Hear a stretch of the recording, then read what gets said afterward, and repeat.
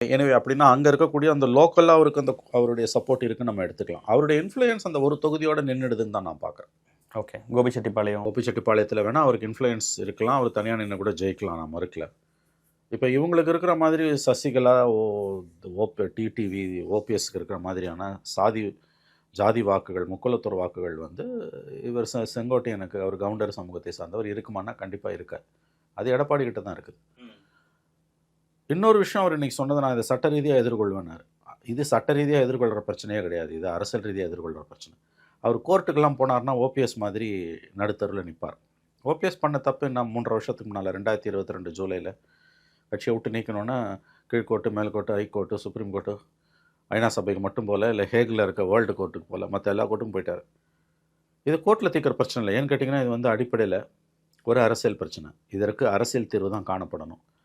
ஒரு அரசியல் பிரச்சனைக்கு நீதித்துறையின் தீர்வை, that is for a political problem he wants to have a judicial solution. அதுதான் ஓபிஎஸ்ஸுக்கோட மிகப்பெரிய பின்னடைவு. ஜுடிஷியல் சொல்யூஷன் கிடைக்காது, கிடைச்சாலும் அதுக்கு பலன் இருக்காது. நான் மறுபடியும் சொல்கிறேன், இது அடிப்படையில் ஒரு அரசியல் பிரச்சனை. ஓபிஎஸ்ஸை கட்சியை விட்டு நீக்கினது, அதற்கு அரசியல் தீர்வு தான் காணப்படணுமே ஒழிய அதற்கு நீதிமன்ற தீர்வை நாடுவது என்பது அபத்தமானது. ஆனால் அதை தான் அவர் திரும்ப திரும்ப செஞ்சார். ஒரு உதாரணத்துக்கு வச்சுக்கோங்க, அந்த தீர்வு கிடைக்காது, கிடைத்தாலும் நீதிமன்ற தீர்வு கிடைக்காது, கிடைத்தாலும் அது நீடிக்காதுன்றதுக்கு நான் ஒரு உதாரணம் சொல்கிறேன். ஜஸ்டிஸ் சந்திரசூட், இந்திய தலைமை நீதிபதி தலைமையிலேயே ஒரு 5 நீதிபதிகள் அமர்வு வந்து ஒரு அரசியல் சாசன அமர்வு, கான்ஸ்டியூஷன் பெஞ்ச், கற்பனையாக வச்சுக்கோங்க, ஓபிஎஸ் நீக்கினது செல்லாது, அவரை மீண்டும் கட்சியில் சேர்த்துக்கொள்ள வேணும்னு எடப்பாடிக்கு ஒரு உத்தரவு போட்டால் கூட அந்த பிரச்சனை தீருமா? சரி, கட்சியில் சேர்த்துப்பாரு, ஓகே ஃபைன். அப்புறம் ஒரு ஸ்டூல் போட்டு வாரமாக உட்கார வச்சுருவாங்க.